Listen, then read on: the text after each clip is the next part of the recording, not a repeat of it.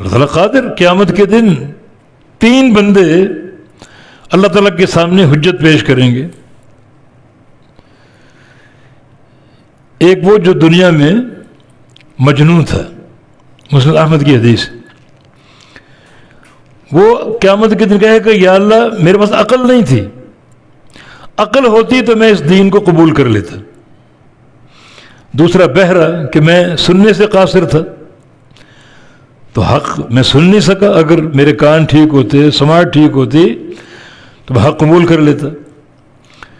اور تیسرا بندہ جو فترہ کے دور میں پیدا ہو کے مر گیا، جس دور میں نبی نہیں آئے. عیسیٰ علیہ السلام جو آسمان سے اٹھائے گئے اور نبی علیہ السلام کی بعثت تک 600 سال کا وقفہ تھا، بیچ میں کوئی نبی نہیں آیا. تو کچھ لوگ فترہ کے دور میں پیدا ہوئے اور فترہ ہی کے دور میں مر گئے. تو ہمارے تو رسول نہیں آیا، اگر آتا تو اس کی اتباع کرتے. حدیث میں اللہ تعالیٰ ان کا امتحان لے گا. ایک گڑھا آگ کا حاضر کیا جائے گا اور اللہ فرمائے کہ اس میں کود جاؤ، چھلانگ لگا دو اس میں. اب جو فوراً کود جائے گا، داخل ہو جائے گا، وہ آگ کا گڑھا جو آگ نظر آ رہی ہے اس کے لیے جنت کا باغیچہ بن جائے گا.